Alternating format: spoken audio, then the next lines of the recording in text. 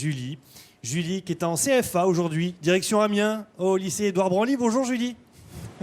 Bonjour Thibaut. Oui, je retourne à l'école. J'ai un petit peu le trac parce que c'est la rentrée pour moi et on est à l'école. Alors ça me fait des petits guillis dans le ventre, mais bon, ça devrait bien se passer. Effectivement, on est au lycée Édouard Branly, en plein milieu de la cité scolaire à Amiens. Ici, il y a plus de 3000 élèves.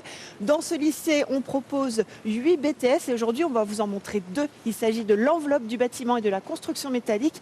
Vous le voyez, ça va se passer ici. Il y a plein de belles choses à apprendre. C'est un BTS et c'est des formations qui sont en pleine mutation. Vous allez voir, c'est très intéressant. Et les apprentis, eh bien, ils sont une quarantaine au total ici. Aujourd'hui, on en a quelques-uns. Eh bien, ils vont nous faire des belles démonstrations. Eh bien, à tout de suite alors. Donc, vous êtes en direct au lycée Édouard Branly à Amiens. On vous retrouve dans un instant. Toute l'info d'ailleurs sur internet www.france3picardie.fr. Tout est mis en temps réel par Jennifer et son équipe. Allez, on va retrouver Julie tout de suite au lycée Édouard Branly. C'est à Amiens donc.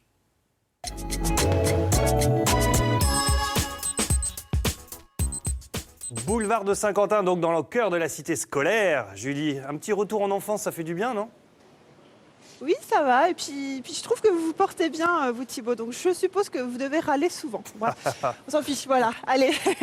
Effectivement, on est en plein cœur d'un atelier pour les BTS, ici au lycée Édouard Branly. On est avec Guillaume Comte, chef de travaux, c'est ça ? C'est ça, bonjour. Et puis Franck, alors je vais essayer de le dire correctement, Adrian Essen. Parfait. Voilà, parfait. Proviseur adjoint. Il faut parler dans le Absolument. petit micro, voilà.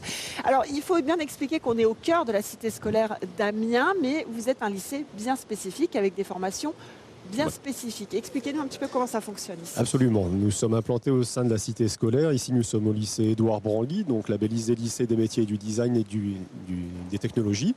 Les spécificités du lycée Branly, c'est d'une part un lycée d'enseignement général et technologique, et d'autre part un lycée professionnel.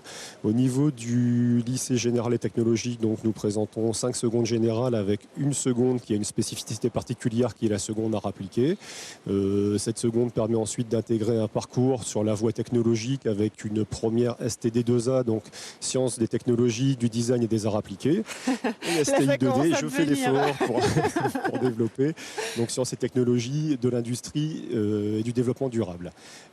Parallèlement à ça, nous avons un lycée professionnel donc, qui prépare aux différents métiers dans la voie industrielle. Donc la maintenance industrielle, les métiers de la mode et du vêtement, les métiers de l'électronique, ainsi, qu'est-ce que j'ai pu oublier dans cette liste Technico-commercial aussi. Après, on a effectivement toute la série de BTS, donc les BTS par la voie scolaire, donc technico-commercial. Nous avons 9 BTS au total qui sont présentés dans cet établissement.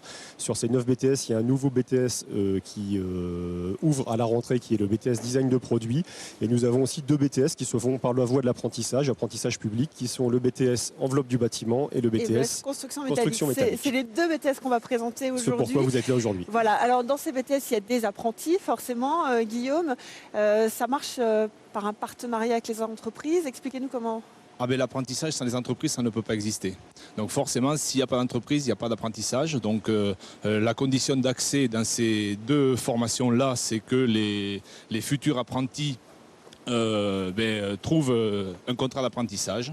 Donc le BTS construction métallique est ouvert ici depuis septembre 2005. Donc on a une relative expérience dans ce domaine-là.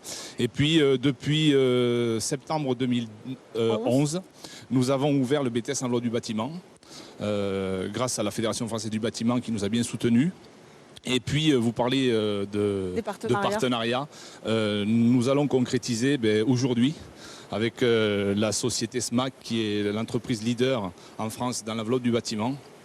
Nous allons signer officiellement un partenariat où cette société-là s'engage à nous prendre 4 apprentis par an pour une durée de 2 ans, puisque les formations BTS, c'est 2 années. C'est 2 années. Aujourd'hui, il y a vraiment de la place, il y a de l'emploi, il y a des débouchés pour ces jeunes qui viennent apprendre un métier de manière assez concrète. Pour continuer sur le BTS enveloppe du bâtiment, on a de la chance parce qu'il y a ce que l'on appelle, ce qui a été voté, la RT 2012, la réglementation thermique 2012, qui impose aux bâtiments des contraintes au niveau de l'étanchéité à l'air, de l'étanchéité à l'eau et aussi de l'isolation thermique. thermique. Donc là-dessus, tous ces thèmes-là, tout cet aspect d'isolation et d'étanchéité sont abordés dans ce BTS-là. Donc on a de bonnes années devant nous. D'accord. Dernière question, on peut déjà s'inscrire pour la rentrée de 2013 ?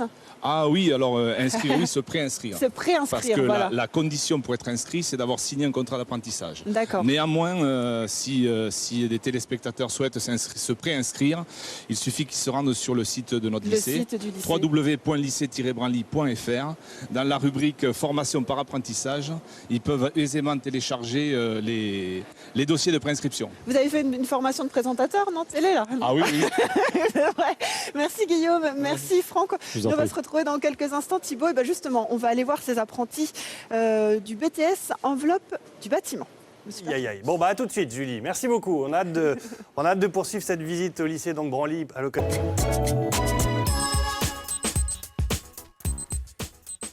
À la cité scolaire, donc avec des étudiants, j'imagine, normalement. Des lycéens, Julie, non? Alors, ce sont des apprentis, Thibaut. Et regardez, je pensais que vous alliez me dire, genre, on va faire de la cuisine, des crêpes, j'avais préparé le lancement. Bon, ça marche pas. Il fait plus de 60 degrés ici à l'intérieur. Et en fait, on va pas du tout faire de la cuisine. Regardez, on va faire haut les mains parce qu'il y a une caméra qui est en train de nous filmer. Ça va en train de vérifier l'étanchéité. Donc, j'espère que je suis assez étanche. Bonjour Philippe.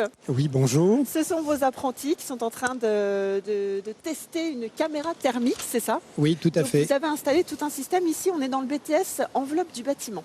Oui, nous avons donc un apprenti de deuxième année, un apprenti de première année. Et ici, c'est un TP qui porte sur les ouvrants à structure froide ou à rupture de pont thermique. Et nous avons donc un caisson qui a été fabriqué par nos propres soins. Ce sont des premiers essais. Ils seront, bien entendu, ce sera amélioré par la suite. Le tout sur ce TP étant de faire apparaître les déperditions thermiques que l'on peut avoir sur différents types de châssis. Vous m'aviez précisé avant l'émission, et on va le redire, ce sont vraiment des extraits en fait de ce qui peut être fait en grandeur nature, hein, c'est ça? Bien entendu. Bon, nous avons encore nous avons la chance de travailler quand même sur une structure qui est relativement grande. Mais pour le moment, nous sommes encore un peu jeunes, nous venons de démarrer et nous travaillons sur des petits modèles. Tout ce que vous verrez au sein de l'atelier sont des extraits de ce qui se passe dans le réel. Là, par exemple, vous avez de petits châssis. Sur le châssis froid, le châssis blanc que vous voyez, le système de fermeture est même sur un seul point. D'accord. Ce qui ne se passe plus beaucoup dans le réel. On va aller voir justement les élèves. Donc on a notre ami Geoffrey qui est à la caméra et puis Guillaume, c'est ça qui est juste à côté. Bonjour. C'est ça, bonjour. Alors explique-nous un petit peu ce que vous êtes en train de faire. On va pouvoir peut-être voir, on l'a déjà vu sur la caméra. Alors ici avec la caméra on est en train de regarder, donc il y a un profilé à froid, donc c'est celui de gauche qui est en blanc et un profilé en aluminium qui est celui de droite. Donc ici on regarde les déperditions thermiques qu'il peut y avoir sur la caméra. Donc on peut voir que par exemple sur le profilé à froid, sur la fenêtre, il y a beaucoup de déperditions thermiques puisqu'on est à peu près à 45 degrés. Par rapport au profilé aluminium qui lui a moins de déperditions thermiques, sauf sur à gauche de la fenêtre où on est à peu près à 40 degrés. Et le verre aussi, oui. Attention, il y a le professeur derrière, hein, ça rigole pas. Ça vous sert à quoi de faire ça en fait? Quel est votre rôle vous finalement? Quel est le métier que vous voulez faire, hein? Alors, moi, je suis pas dans tout ce qui est thermique. D'habitude, je suis plus étanchéité, bardage. Mais ici, ça permet d'apprendre pour voir tous les autres métiers en fait du bâtiment, parce qu'il n'y a pas que l'étanchéité et le Vous bardage. travaillez en complémentarité aussi. Voilà, oui. Ouais. D'accord. Alors par exemple, on va tendre le micro quelques secondes. Je sais que Geoffrey a une petite extinction de voix, mais juste un petit mot. Toi, c'est l'aspect qui Moi, te je travaille plaît. dans un cabinet de maître d'œuvre, donc il faut que je voie un peu de toutes les parties du bâtiment, aussi bien que ce soit étanchéité, façade, profil aluminium, PVC, un peu tout l'enveloppe du bâtiment, quoi. Alors par exemple, quand on voit ça à se dire, bah là, il va falloir prévoir le changement Il des faut, fenêtres. Oui, ou- soit prévoir le changement des fenêtres ou changer les vitrages, aussi en vitrage simple, double vitrage, triple vitrage. Après, tout dépend aussi des bâtiments à réaliser aussi et ce que le bâtiment demande aussi en méthode d'isolation et de performance acoustique, aussi bien acoustique ou là, comme on peut voir, perdition de chaleur. Ça, Philippe, ce sont des métiers d'avenir.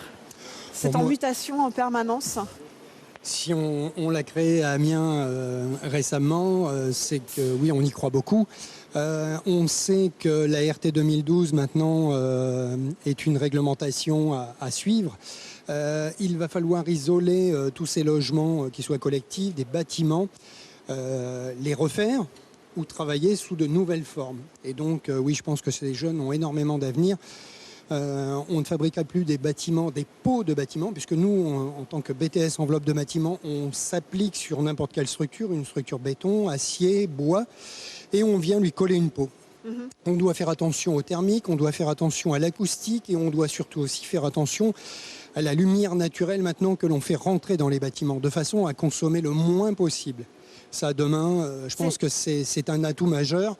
Le jour où on arrivera à réduire cette consommation d'énergie, on aura gagné. On aura gagné. C'est un peu le rôle de ces futurs salariés d'entreprise, on Tout va à dire fait. comme ça, ou chefs d'entreprise peut-être. Chef même. d'entreprise, oui, on De espère. trouver des solutions et de donner des Solutions techniques. Des solutions. Ce que je vous ai dit tout à l'heure, qu'on part de l'architecte et nous, derrière l'architecte, on va essayer de traduire une idée technique. Donc on va respecter l'idée architecturale et derrière, on va mettre une peau qui sera le plus à même de traduire l'idée de l'architecte. Eh bien, c'est ce qu'on va voir juste après, Philippe. Merci les garçons d'avoir participé. C'est ce qu'on va voir juste après ici avec cette petite expérience, on va dire, en direct. Et on va aller voir d'autres apprentis qui travaillent donc sur l'étanchéité. C'est ça? Je me Tout trompe à pas fait. En À tout toiture. de suite, Thibaut. A tout de suite, Julie. Merci beaucoup. Sur ce plateau. Julie dans la cité scolaire qui fait la maline devant tous ses profs. Ce que vous faisiez pas quand vous étiez au lycée, Julie? Si, un petit peu quand même. Un tout petit peu. Alors, on va pas perdre de temps parce qu'on a énormément de choses à dire sur ce plateau et à vous présenter. Tout d'abord, Agathe. Agathe, bonjour. Bonjour. Juste à côté, Corentin. 2 apprentis dans l'enveloppe du bâtiment. Agathe, qu'est-ce que c'est ce mur? Alors ici, nous avons un bardage métallique qui est composé de 3 principaux éléments. Donc derrière, nous aurons les plateaux de bardage. Ensuite, nous aurons des aides, ce qu'on appelle des aides. Ce sont ce qui va maintenir le bardage que nous voyons ici. C'est composé de différentes vis au niveau des fixations. Et voilà. Le bardage, là ça, ici, ce qu'on voit, c'est par juste exemple sur les bâtiments industriels. Voilà, c'est ça. principalement. Ici, il faut savoir qu'on a juste un extrait de bardage. Il nous manque les pièces de finition. Donc tout ce qui va être finition basse, les angles ainsi que les finitions hautes. D'accord, donc Voilà. ça c'est un exemple C'est un exemple. de travaux sur lesquels C'est vous ça. travaillez Exactement. au quotidien, Au quotidien, quasi. c'est ça. On a avec nous Bruno, c'est ça, Bruno Trouche, une des sociétés en tout cas qui embauche des apprentis Tout à fait. de ce lycée par exemple. Quand vous les entendez parler comme ça, de leur métier, de leur savoir-faire, qu'est-ce que ça vous fait? Très admiratif parce que déjà très jeunes, ils ont tous les mots de la technique, tous les mots de l'entreprise, tous les mots de nos salariés. Donc c'est vraiment beau à voir, je trouve.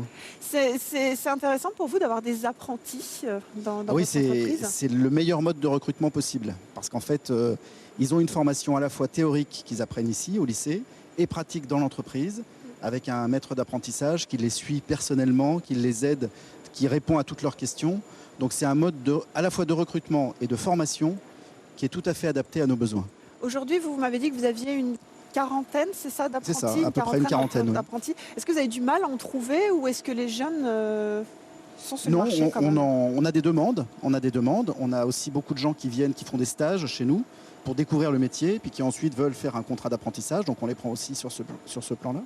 Ce qu'il faut aussi, c'est convaincre en interne, parce qu'il y a des gens qui qui connaissent pas forcément le principe de l'apprentissage. Donc il faut aussi qu'on fasse de la pédagogie en interne pour inciter nos managers à prendre des gens en apprentissage. Mais c'est vraiment, une fois qu'ils ont des réussites comme Agathe ou comme Corentin, ils en reprennent toujours les années suivantes. Le panel est très large, je crois, des formations. Tout à fait, parce on peut avoir des ingénieurs en apprentissage. On a vraiment tous les niveaux hiérarchiques de l'entreprise qui peuvent se former en apprentissage, tous les métiers techniques, mais les métiers administratifs également. On a vraiment toutes les possibilités avec l'apprentissage. Avec une évolution de carrière, forcément, dans chaque entreprise. Oui, parce que si vous embauchez quelqu'un en apprentissage, il est salarié de l'entreprise. Donc, à l'issue de son contrat d'apprentissage, si ça s'est bien passé, forcément, c'est un pré-recrutement, c'est un recrutement tout fait. Et les gens sont beaucoup plus fidèles quand ils ont été formés dans l'entreprise que s'ils rentrent comme ça après leurs études. Merci Bruno, restez quand même un petit peu avec nous, on va se déplacer. Agathe, je vais juste prendre ton micro quelques instants. On a Xavier. Alors, dites, vous êtes Xavier, vous êtes de l'agence SMAC régionale, c'est ça? Donc la SMAC est représentée par plusieurs agences, dont une en Picardie. Voilà, alors vous présentez-nous un petit peu tout ça. Là. Donc ici, sur le présentoir, vous avez quelques solutions techniques d'étanchéité. Tout d'abord posées sur des bâtiments type béton ou sur des bâtiments plus légers qui correspondent à grande distribution, à des bâtiments utilité publique. L'étanchéité et les complexes sont conçus en fonction d'exigences techniques. Donc ça peut être acoustique, ça peut être thermique ou ça peut être d'autres éléments dont le maître d'ouvrage exige. C'est ça. On va donner les petits micros, on va faire le jeu des micros aux apprentis qui vont aussi nous dire un petit mot parce qu'il ne nous reste pas beaucoup de temps. Je voudrais juste que nous explique un petit peu ce qui se passe ici, Corentin, avec Xavier un petit peu. Qu'est-ce que vous allez faire là? On est sur une étanchéité sur bac acier avec l'isolant directement sur la tôle en acier. Voilà. Les bandes de bitumineux pour faire l'étanchéité. Et la possibilité de mettre de la toiture végétalisée, de la végétalisation sur la toiture. Ça c'est la nouvelle mode, j'ai envie de dire, oui, les toitures végétalisées, Xavier. Oui, c'est ça. Ce sont des éléments écologiques. Aujourd'hui, la toiture peut devenir un élément technique, mais aussi esthétique, voilà. Xavier, tu vas nous montrer juste un petit truc, il nous reste quelques secondes peut-être, oui. Je crois, parce qu'il y a une pièce de finition, c'est ça? Explique-nous. C'est la couvertine, qui est la pièce qui vient au-dessus. Voilà. Et ça, c'est une pièce maîtresse, une pièce importante. Voilà, c'est ça. C'est ce qui est plié sur la machine. Alors ça, c'est des choses que vous faites aussi ici. Alors je vais te tenir le micro, peut-être que Philippe va juste prendre le relais. Ça sert à quoi cette pièce, Philippe? Ça, c'est une couvertine. Donc on va venir coiffer le haut de la crotère du bâtiment. Donc là, il est en train de réaliser un extrait de cette tôle pliée sur 300 mm de long, mais ce sont des éléments qui sont bien plus longs. Là, c'est simplement pour montrer un petit peu la façon de réaliser. Il faut savoir que tout a été calculé avant, que c'est... Tout a été calculé, bien entendu. On l'a dessiné, on a programmé la pièce sur la machine. C'est ce que vous m'expliquez tout à l'heure, c'est vraiment, voilà, une fois que l'architecte a eu son idée, il faut rendre des choses concrètes. Il faut traduire les couleurs, calculer, les formes. Là, ça va jusqu'à la couleur, c'est ça? La pour couleur. L'esthétique dont on a parlé. Les râles ont une grande importance. Voilà, la pièce est terminée. Normalement, elle est protégée. Donc il va falloir qu'il la déshabille. Pour qu'elle soit propre. Ce film plastique qui habille... Voilà. On va tendre le micro juste pour conclure avec Bruno. Voilà, vous voyez ça, c'est quand même magique. Vous aussi, vous avez une formation. Alors moi, je suis pas technicien, mais vous auriez effectivement, aimé faire ça j'aurais bien aimé, oui. J'aurais bien aimé. C'est toujours intéressant de les voir manipuler. Exactement. Et surtout, c'est exactement ce qu'ils feraient dans l'entreprise. Voilà. Merci beaucoup à tous d'avoir participé. C'était très court. On aurait voulu vous montrer énormément de choses. Il y a énormément de choses à dire encore sur ce BTS. On va passer à l'autre. On va se retrouver dans quelques instants. Thibaut va juste changer d'atelier et on va parler de construction métallique. Vous allez voir, là aussi, c'est un petit peu compliqué pour nous. Il faut y aller en courant. Allez, à tout à l'heure, Julie. Merci beaucoup. Julie qui a changé de décor normalement, Julie. Oui, on a changé de décor. Et non, ce n'est pas une soucoupe volante, je vous rassure, Thibaut. On ne va pas s'envoler tout de suite. Ici, on est dans le coin où on va parler plutôt du BTS Construction Métallique avec vous, Émeric. Bonjour. Oui, bonjour. Vous êtes le formateur. Juste à côté, on a Clément Neveu. Bonjour. Vous êtes dans une entreprise qui employait justement ces apprentis. Effectivement, c'est la société Launay. Nous avons plusieurs apprentis à l'atelier et au bureau d'études. Alors, du CAP, BEP jusqu'à l'ingénieur. Nous avons des gens qui ont démarré leur carrière à l'atelier en tant qu'apprentis qui sont aujourd'hui chargés d'affaires. Donc pour nous, c'est une politique de longue date d'avoir des apprentis pour former du personnel et aussi pour donner la chance à des gens qui n'ont pas forcément trouvé leur voie dans la vie scolaire classique Et ça nous fait des gens qui sont tout de suite efficaces. Et c'est un bon échange aussi pour les collaborateurs de l'entreprise qui peuvent passer leur savoir aux plus jeunes. Et ça crée une symbiose et une ambiance très agréable dans les équipes. Vous avez tenu aujourd'hui à être ici pour vraiment faire passer ce message. Est-ce qu'on peut balancer un petit coup? Parce que je crois que votre actuel directeur était lui-même d'abord sur des machines et aujourd'hui il a une évolution de carrière puisqu'il est devenu chef d'entreprise. Le chef d'entreprise, le principal propriétaire de l'entreprise actuellement, a démarré dans les ateliers de l'entreprise Launay il y a une quarantaine d'années. Et à l'époque, son patron a eu un grave problème de santé. Il lui a cédé l'entreprise ainsi que d'autres salariés de l'entreprise, a tout organisé pour passer la main au sein de l'entreprise. Et je pense qu'aujourd'hui, c'est quelque chose qu'on ressent en permanence dans notre société. On est vraiment une PME de 100 personnes, qui est quand même une belle entreprise, mais en même temps, on est toujours dans cette ambiance très familiale et très conviviale où tout le monde se donne pour l'entreprise et à cœur de former des apprentis, parce qu'aujourd'hui, on est là pour parler d'eux. C'est ça. Donc je ressens sur eux. C'est ça. Et c'est très important de les accueillir dans nos entreprises et leur donner la chance de nous apporter des choses. Et en retour, on leur apporte une formation et un futur métier s'ils se sont bien orientés. Et un travail, bien sûr. Aymeric, on est fiers quand on entend ça, non? Quand on sait qu'il y a des apprentis qui sont là-bas. C'est un vrai plaisir et en particulier avec l'entreprise Launay, donc nous avons développé un partenariat. Ça fait une entreprise avec laquelle nous travaillons depuis quelques années. Il y a une bonne assise d'entreprise au sein de la région et donc aujourd'hui nous avons plus de difficultés à trouver des apprentis plutôt que des entreprises prêtes à accueillir ces apprentis. On va en dire un petit mot parce que construction métallique, c'est assez vaste pour quelqu'un qui ne connaît pas. Qu'est-ce que ça veut dire construction métallique? C'est ce qui est à la base, la Tour Eiffel déjà par exemple, mais c'est ce qui est à la base de la plupart des bâtiments. Aujourd'hui, de plus en plus de bâtiments, y compris des maisons particulières d'ailleurs, se construisent sur une base de structures métalliques. Et donc nous, notre travail, ça va être de former nos différents apprentis à d'abord l'étude du projet, le calcul, ce qui va nous permettre de déterminer les contraintes qui s'exercent sur un bâtiment et puis donner forme ensuite au projet grâce au dessinateur. Ça fait partie des 2 métiers principaux auxquels on forme. Et puis ensuite, également, nos apprentis peuvent se destiner à être directeurs d'équipe pour les montages et démontages. Alors très rapidement, ici on a Aymeric, c'est ça avec nous? Rémi. Non, Rémi, voilà, il fallait que je me trompe forcément. Qu'est-ce que tu es en train de faire toi? Je suis en train de visualiser une modélisation en 3 dimensions d'une pièce, quoi. D'un nœud entre un poteau et une traverse.